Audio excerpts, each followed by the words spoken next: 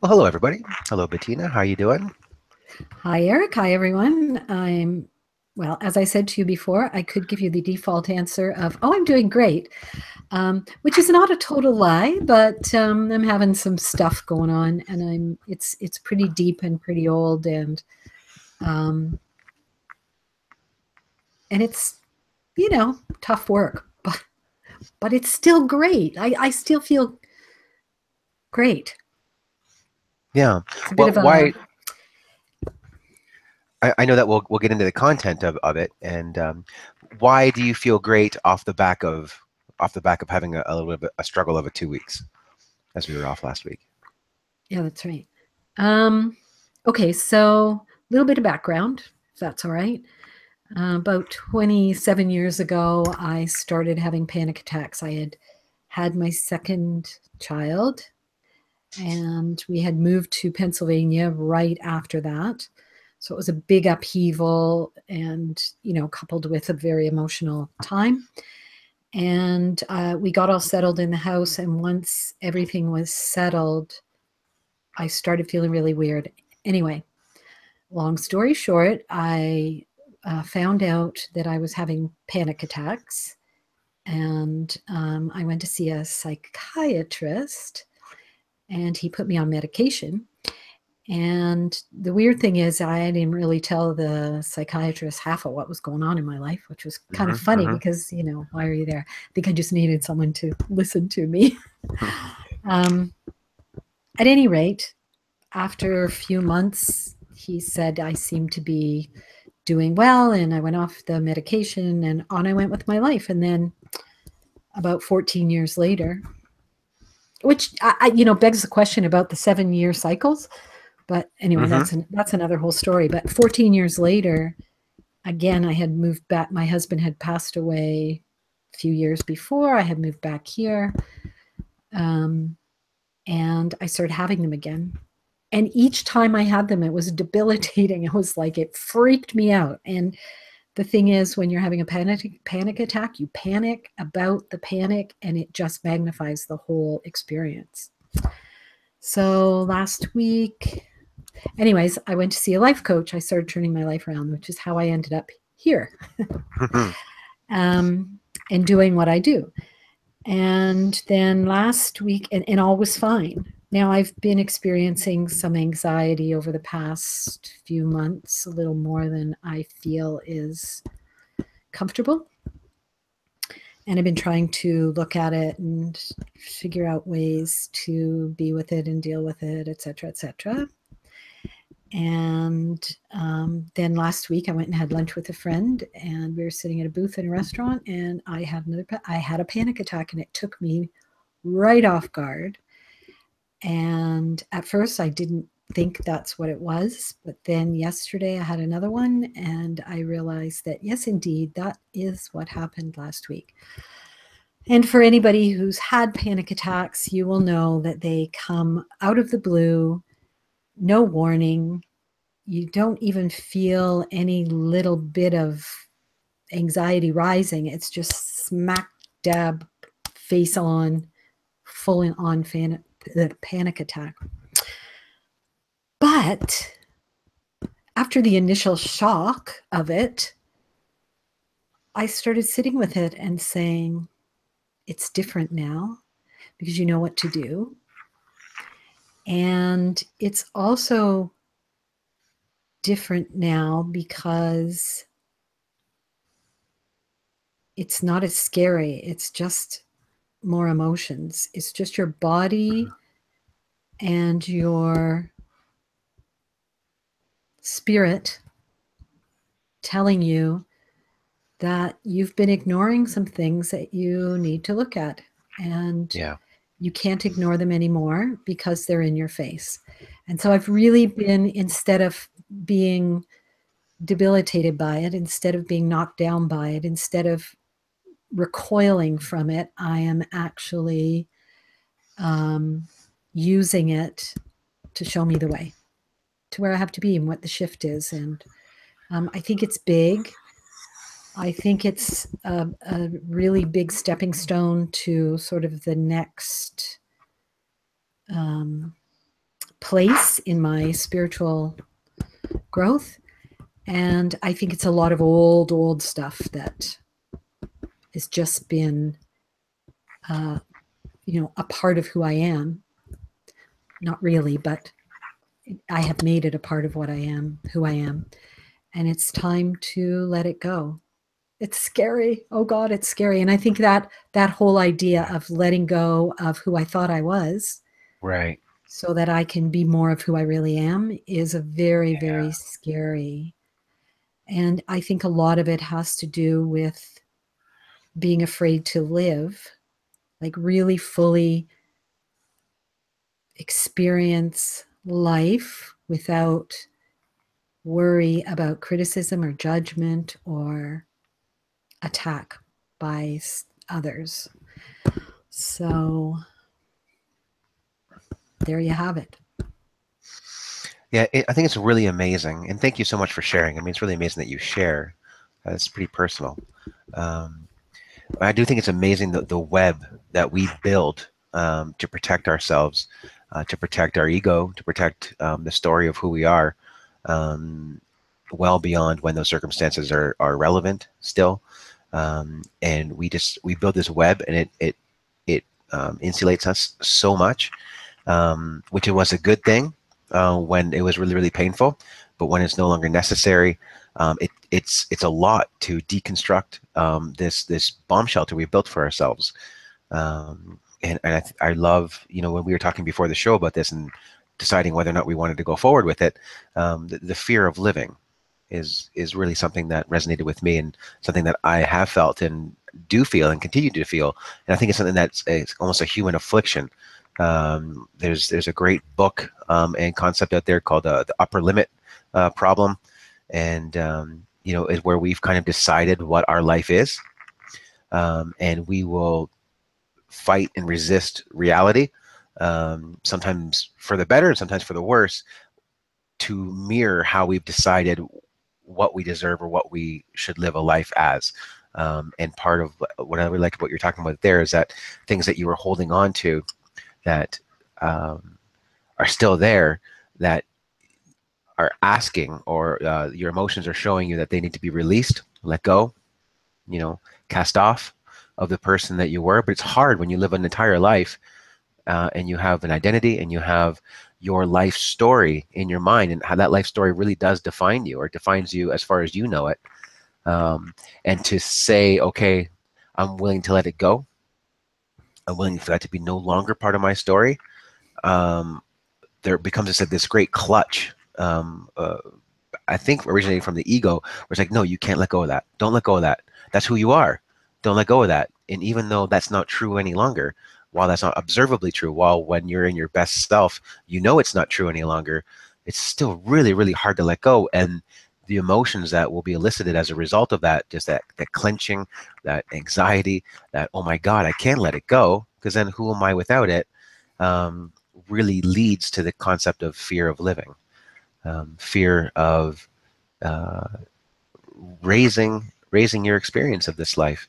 And I think that we're all guilty of that, and I think it's a great area for um, empathy, and self-love, to allow ourselves to kind of ascend from that level that that did so you know it did so much good, it did so much protecting, um, but at the end of the day, as we continue to live days and grow as individuals, it's time to shed that skin.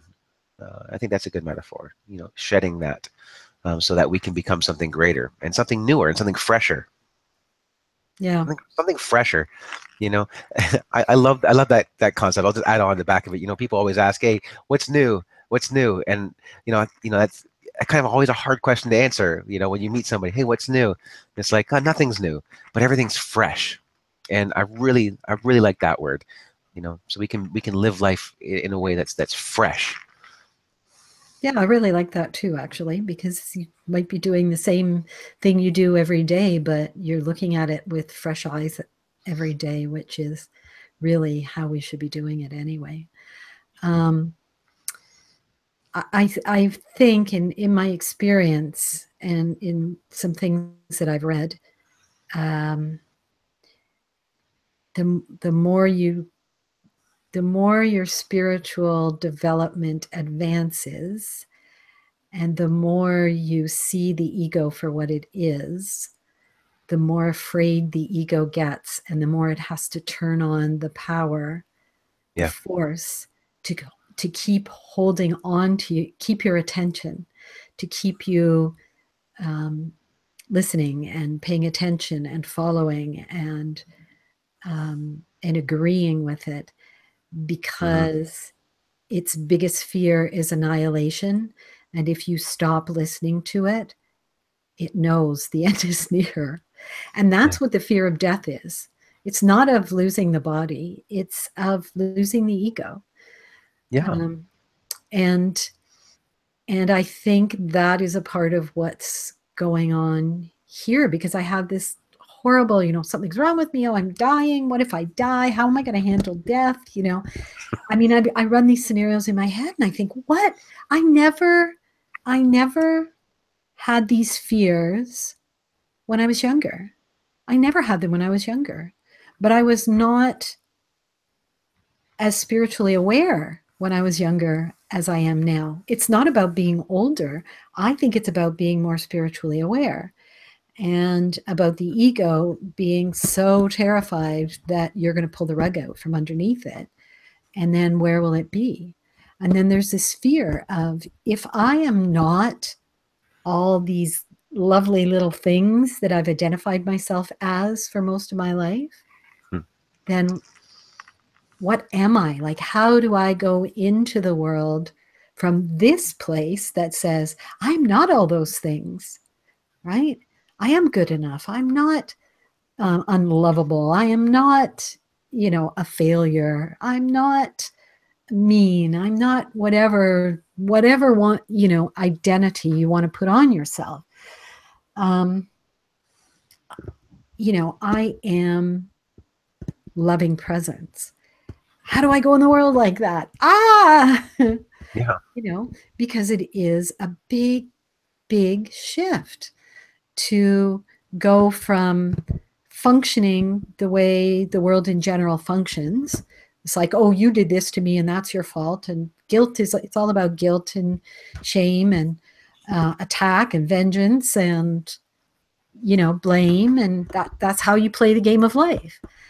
But to really, really live is to let all that drop and just experience what's in front of you at any given moment. And that's really a bit scary.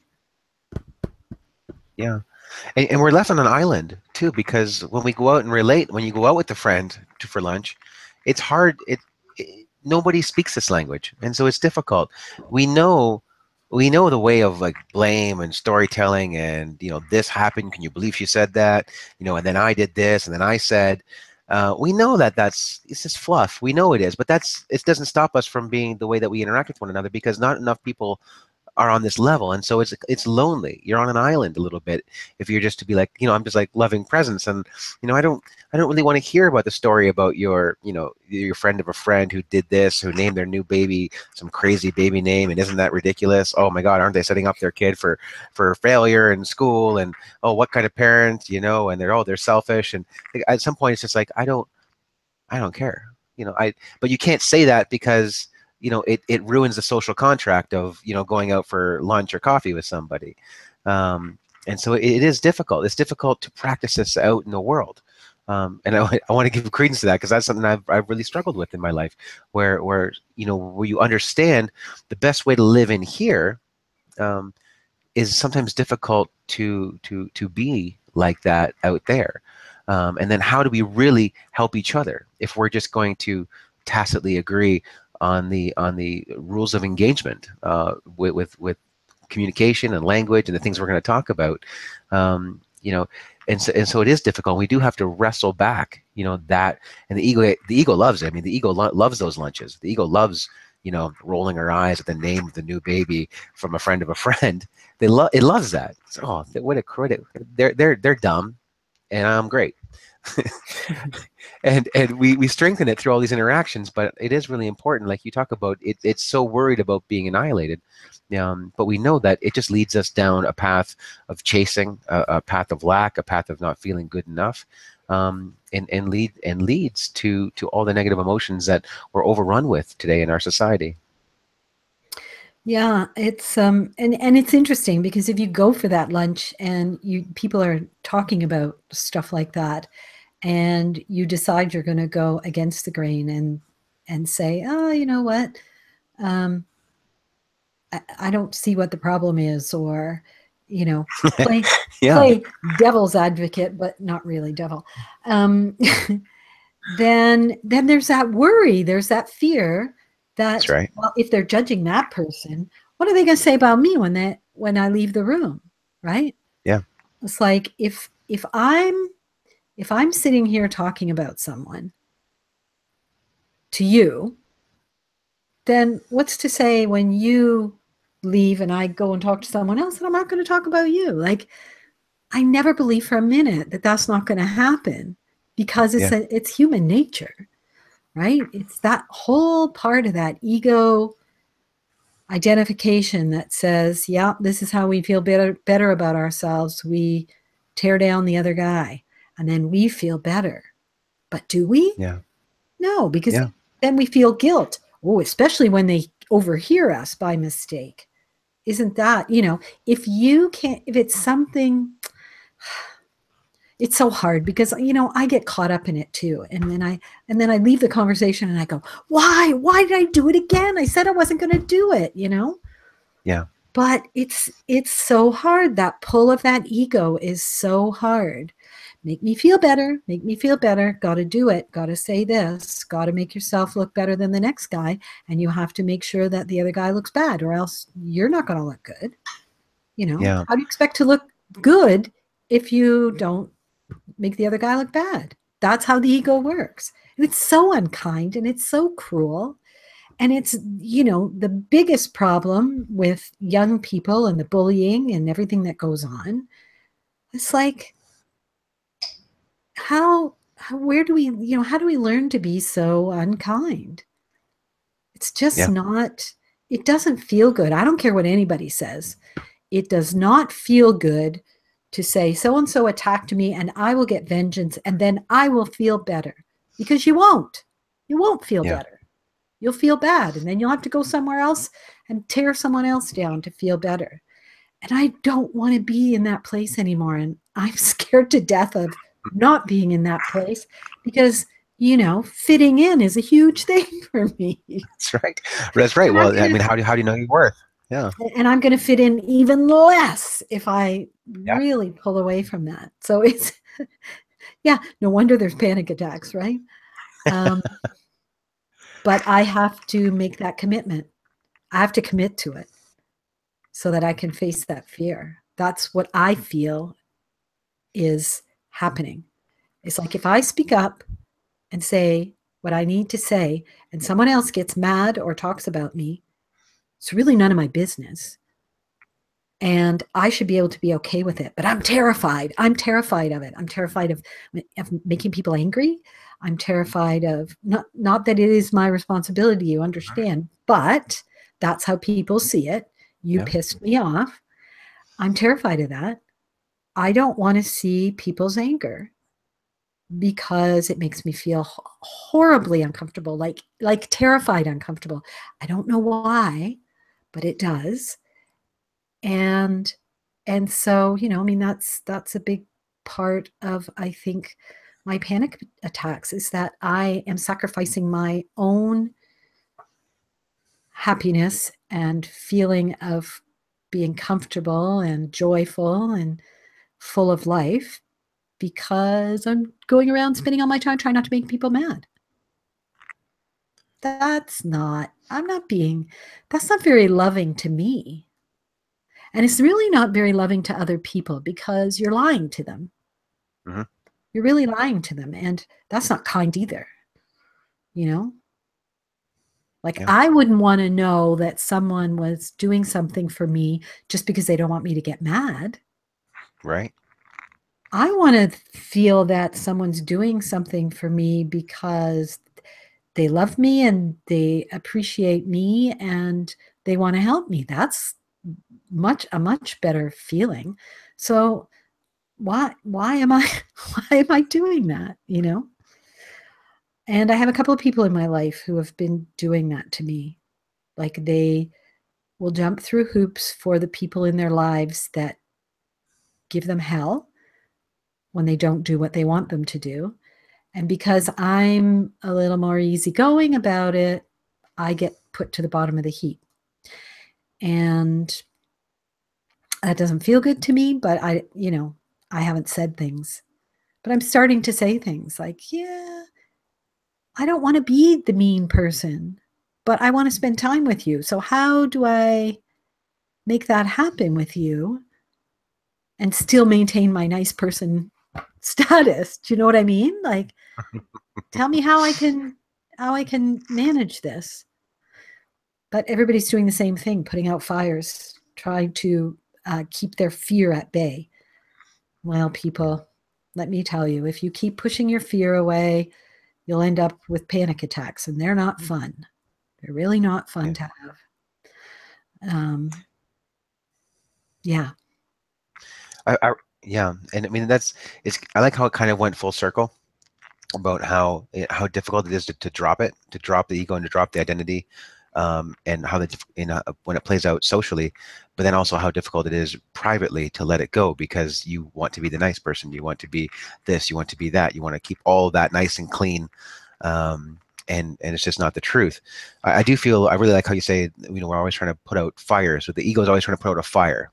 It's always reacting to stuff yeah, and it's trying to put out fires, and the way it does it is by like I feel like a good metaphor for it is that it throws a blanket over the fire, like a big comforter sheet. And so, if you're at a campfire and you throw this big comforter over the sheet, that promise of like making fun of the baby name, the promise of making ourselves good at somebody else's expense, the promise of with this person saying, ha ha ha, aren't we better? It's like throwing this big comforter blanket over a campfire. And so for a moment, the fire goes down, and it sits there and it smolders underneath. And for a moment, you feel good. You're like, oh, okay, yeah, I am on the right track. I am living life properly. And then you leave the conversation, like you say, and then all of a sudden the flames are bigger than ever because you turned your back on it, and now the comforter's caught, and now it's got more fuel. And then it's like the ego's like, oh my god, now I need to feel better about this. So now what can I do now? Can I eat? Can I say something even more mean? Can I bring up something else that we can laugh about and throw another blanket on top? And for a moment, you don't see the flames. But then it gets larger and larger every time, and we just run from trying to put out fire to put out fire, and we start acting in a way that was not our true loving presence. Because we never once were really truly honest and said that, it doesn't feel good to me to converse like this. And, if you reject me because of that, then that's fine. I'll find my people somewhere. There's got to be other people on this island. I know.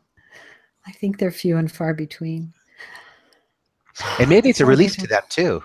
Because maybe they're thinking the same thing. They don't want to participate like this any longer, but we don't know any other way. Yeah, yeah. And I remember when I was first starting on this path and doing the work, and I remember hitting a point where it's like, oh, if I don't talk about this, what will I have to talk about? Hmm. Because that's all you've ever known. Hmm. But then suddenly you realize there's tons of stuff to talk about.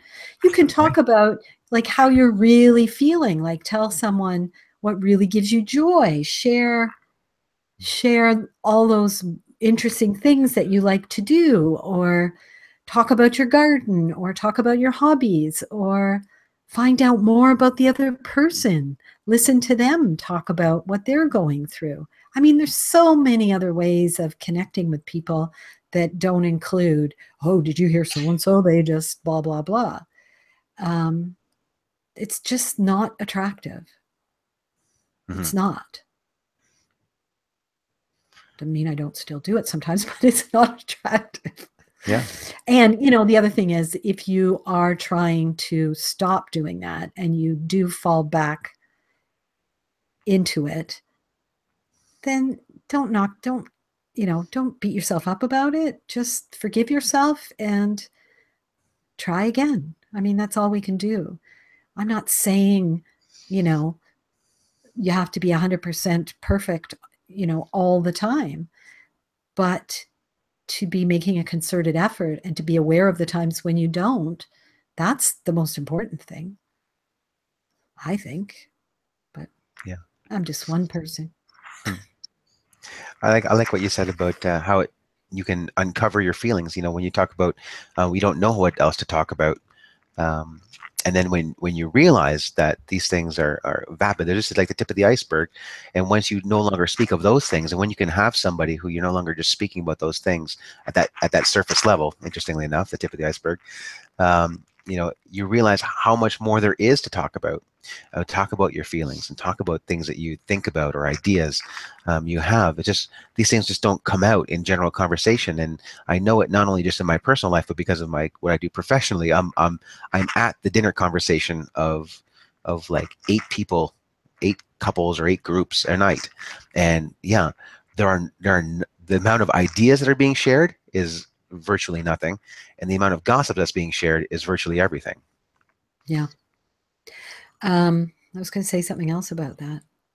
Oh, okay. So, how do you turn that around, right? If someone's talking about so and so who just had a baby and named them, I don't know, named them Stapler for first thing I see on my desk, Stapler. Oh, so and so, what's the matter with them? They named their kid Stapler and blah blah blah blah blah. And then, so what can you do? Because now you're sort of being pulled into this conversation. Talk about how you feel about it, not about, calling them names and insulting them because they chose a name that you wouldn't pick for your child. But how is that making you feel uncomfortable? Now you're connecting with people from your own perspective. You're not using someone else to express yourself. You're using a situation to express your own emotions. There's a way to turn it around, right? Yeah. Or if someone else is doing it, say, yeah, I can see how that doesn't really make me feel uncomfortable. Does it make you feel uncomfortable? That kind of thing, right? Right. Get them talking. And Right. sort of shift the whole energy of the conversation just by taking it, taking the focus off of, these stupid people to things like that make you uncomfortable. That just came to me. So Yeah. No, it's good. It's good to give like real concrete ways in which we can take the conversation to a place that's more connective.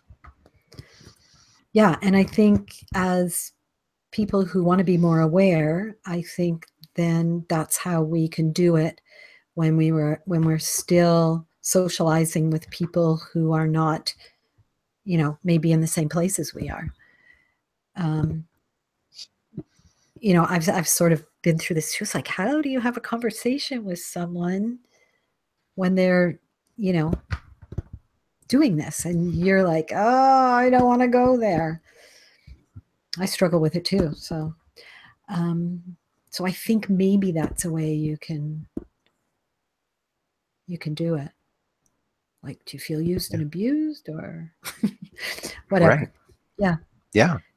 Yeah. Because it becomes quite a skill, and then you can have a really great conversation off the back of that, off of one pivot.